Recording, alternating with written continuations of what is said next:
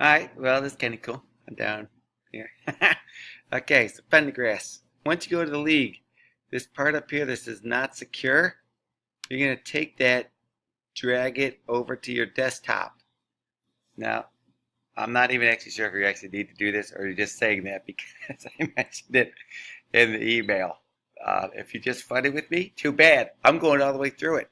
Now, during the draft, when you go to the league, when you sign in, you can, let me see if it says it on the league too, but no, maybe not.